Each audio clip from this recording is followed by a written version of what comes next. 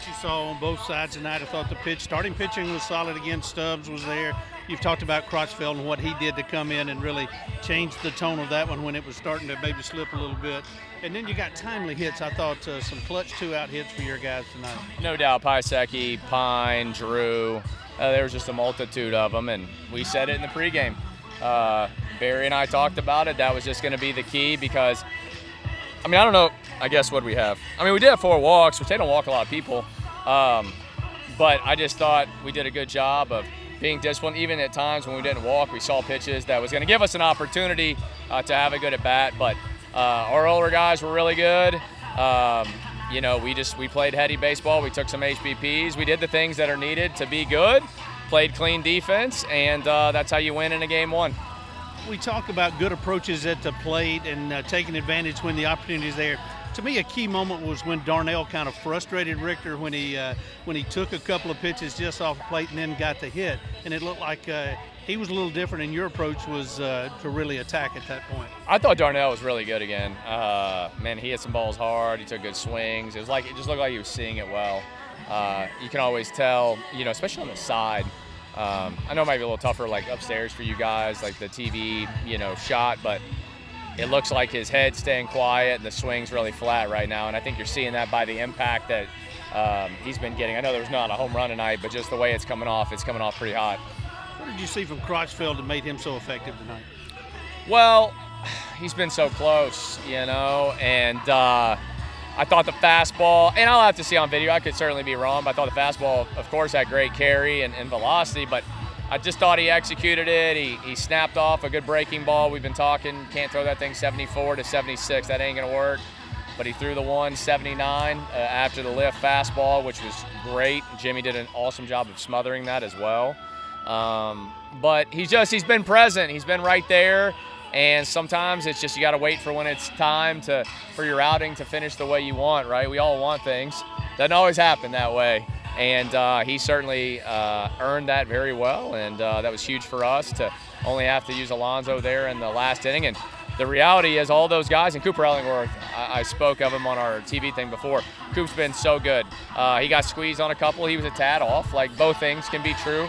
And he'll bounce back and be ready to pitch tomorrow, and he'll be really good when he does. You talked about the timely hits. I thought you got good production from the bottom third of that batting order, too. Well, Jabe had the big hit, pulled left side. We spoke of Darnell, and then, Book goes through the 4-hole. And I thought Book also took some other good swings, too. And he took the HBP. I guess he'll probably be limping for a while. He's taking a couple in that same spot. We're going to kill Book's speed. He's going to be like an 8.5 runner by the end of the week. So, but no, look, we needed to put another right-hander in there, and Jabe did a good job on the lefties. And even the last swing, I didn't mind that last swing in the 8th. He hit the ball 91 miles an hour right. He didn't obviously hammer it, but I thought it was a good approach, good swing, and you'll be rewarded if you take good swings on the right pitches like that more times than not. Preview the matchup tomorrow. I know you're going to see another lefty from them that looks a lot like Richter did tonight.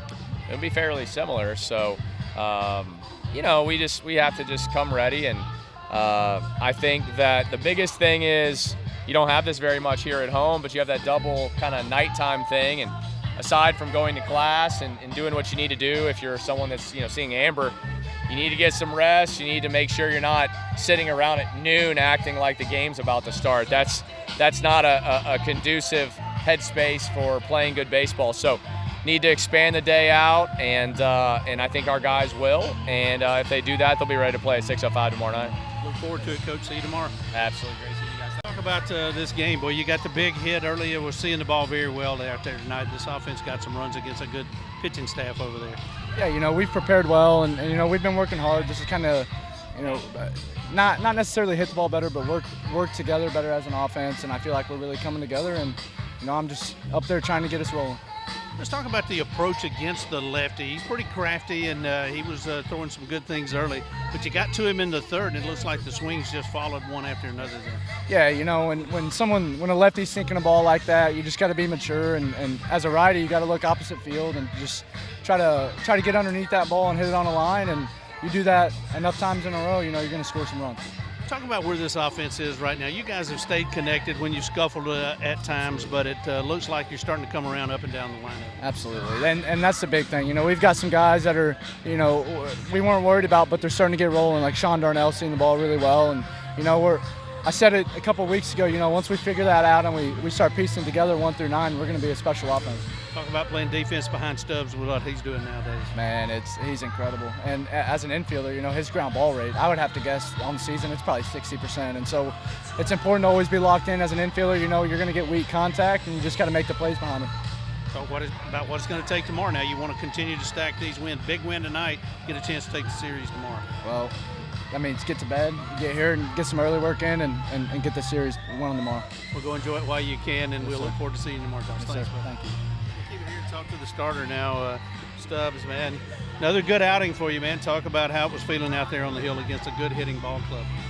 My whole goal was just to attack the hitters and make because they said they were going to lift the ball, and I'm a sinker guy, so I was like, I'm going to keep getting popping up the nelly and keep getting outs. It's like you're really trusting that defense right now, too, so you don't mind throwing to contact. No, that's how I'm supposed to pitch. It keeps my pitch count low. It helps me get down and longer into games, and the strikeouts will come eventually. And it happened at Georgia Southern last week. I had 6 today, so it's coming around.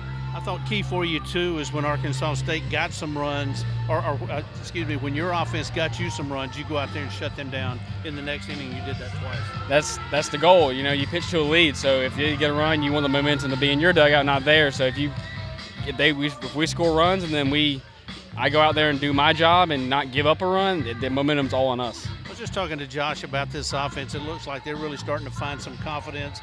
And as a pitcher, you got to like what you're seeing there as they're going to get you some runs. It gives me more confidence just to keep pitching in contact. And if I give up a run, I'm not really so worried about giving up 1 or 2. It's more or less just keeping it as 1 or 2 instead of 3 or 4. Yeah, I like what you saw from the bullpen, too. I know you were on the short end of one last week that had to hurt a little bit, but they didn't let this one get away.